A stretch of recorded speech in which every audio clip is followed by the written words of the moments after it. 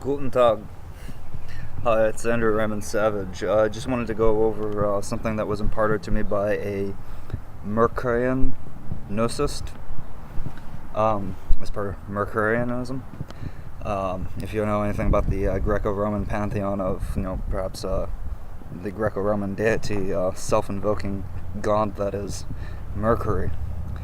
Something about good lawn care, forestry, proper gardening. Okay, so there are some simple rules in regards to Mercurian Gnosis that, you're not supposed to mow your grass in the autumn nor in the winter. That you're to use a rake to comb over it nice and gently so that you have little animals that can burrow, find a place warm for the holidays, rabbits, garden snakes, etcetera, etcetera. And, with that said, what happens is usually during the autumn and winter, you'll start from one direction of the lawn, and you'll go down it with a nice rake, nice and fine, nice and easy, gently, so you don't tear anything up or just rip it, just anything up that's rooted. And you take the clippings, of course, and you use that as mulch, as compost, what have you. And you go across it one direction a year, and it helps make the roots nice and strong and fortified to retain moisture, and helps the soil grow back, and you get earthworms, what have you, that do their job. And then the next year, I guess you can go, instead of going from north to south, go east to west, and then the next year south to north, and then the next year west to east. And what you'll notice over time is it's kind of like new turf sensation, like walking out on one of those plains from back in the back in the Garden of Eden days, that your lawn starts to feel more gentle under your feet, and you start to discover new types of flowers sometimes, and you also let the areas near your exterior perimeter, your most outer perimeter, that is, you let those flowers, make flower beds. So if you have like flowers just growing out in an area where you kind of feel that they'll get mowed over, come the spring and summer, you gently transplant them to an area where they would naturally serve the eyes more wonderfully. And let me see here, more about Mercurian Gnosis. Well, also, of course, to bear in mind that you don't leave trip hazards like PVC pipes laying out, just sticking out, where it's kind of like you start ending up with clues, little wraith signatures that perhaps somebody was injured at one point in time in your backyard before you purchased the land, the house. And what else? Of course, you don't throw your seeds in the garbage after you eat your fruits and your vegetables. You put those in an area, like an area where they'll dry out and then become germinated some other later time, and then you take them on a trail where you kind of just put the seeds off to an area where you think that they'll do a good job. And there's also this thing about chi of streams or something along those lines. I might not be using the right term for it, but you ever notice how when you start taking these stones, removing some of the stones from a stream, the river runs more freely as you take the stones out of the middle of the stream and you put it toward the exterior or off to the side, and you start to get more fish populations going through your streams, healthier soil, healthier environment. More about Mercurianism. Let me see. Oh, of course, you don't disturb beehive nests. if anything, if you feel that you've got a tree per se that's really close to the house and a beehive starts showing up, what you do is you usually take a mosquito net and you drape it over the patio areas, the entry areas, so that the bees, stay out in the area where they can do their work, and no one is bothered, no nuisance, no harm, no foul. And of course, taking your leftovers each night, rather than throwing them down the garbage disposal, you put them in a compost bin.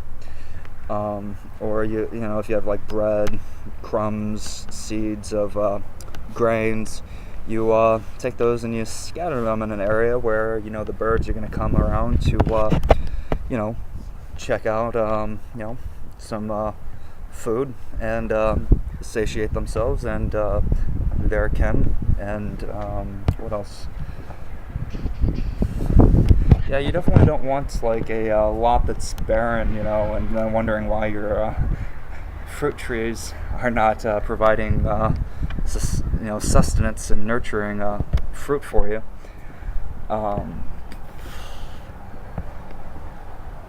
And what else? This does pertain somewhat, to like Freemasonry. When you understand what a Masonic garden is, that Masonic gardens are supposed to be outside of each Masonic lodge. You're not supposed to put the large bushy trees that attract like spiders, or especially not ticks and stuff like that, into the lodge. That you kind of put that toward the outer perimeter, and the nice trees that have lots of covering toward the inner perimeter if you need to keep your place cool. And it's bad luck to mow down your grass to nothing, and to forget what flowers are good for. That it's better to use one of those lawnmowers, that you push, that's mechanical. That's not like gas-powered mechanical, but just simple mechanical. Like just old school lawnmowers that when you push it, it turns around. That way, you kind of know what you're doing with the grass, and you really feel more in touch with your work, and that you don't mow your grass down to less than an inch. That's a sign of OCD. Another thing, let me see here. Yeah, and you don't throw your clippings in the garbage bin. You usually put those in areas where you're starting to notice the grass turning yellow, and you scatter it out, and it creates mulch there, and the grass uptakes it and becomes more green over the season.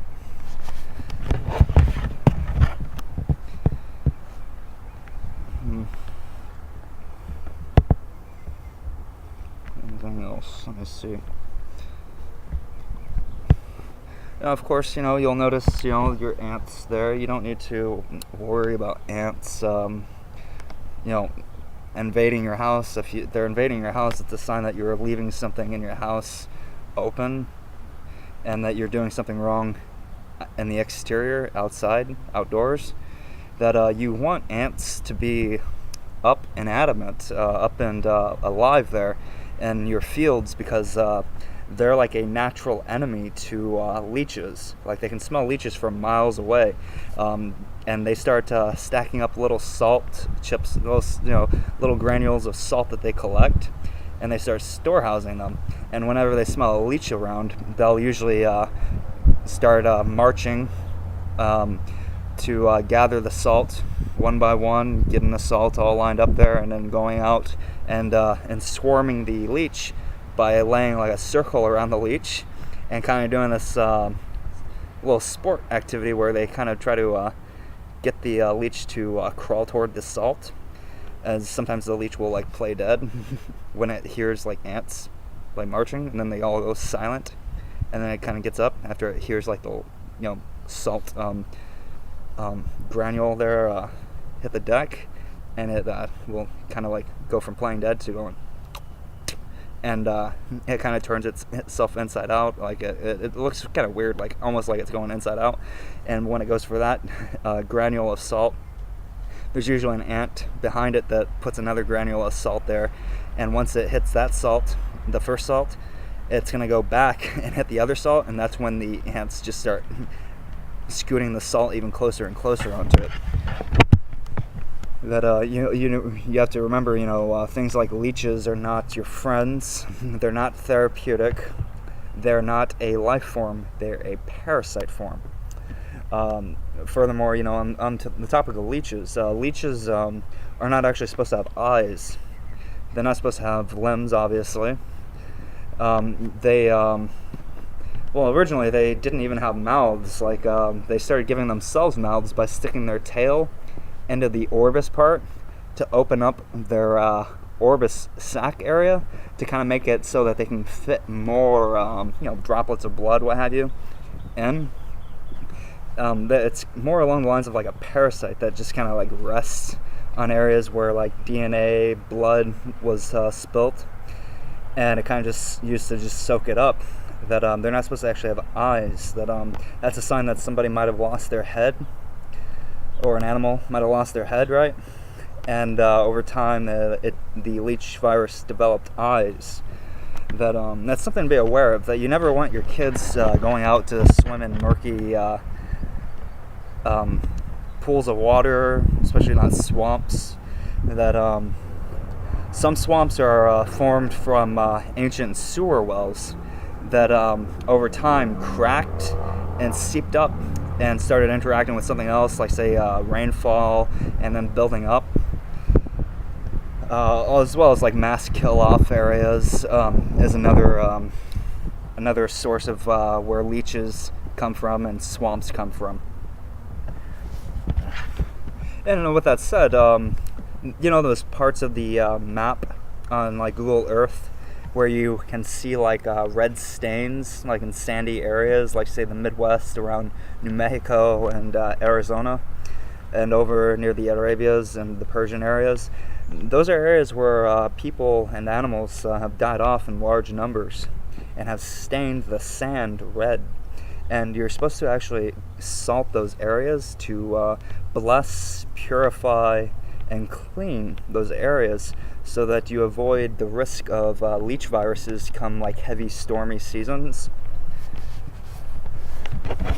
And of course, if you've ever been a medic in the army, any army, you're supposed to actually remember to remind your subordinates and your superiors and everyone just about, that that's what you're supposed to do, is salt the fields. That's what the salt is there for, to neutralize detrimental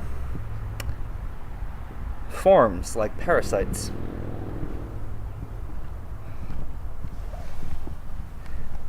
With that said, that's just Mercurian Gnosis in a nutshell. And today's date, the 15th day of May 2016, Common Era, Sunday, the first day of the week. Blessings unto the kindred spirits that receive these words. Blessings unto the kindred spirits whom hear these words. Amen.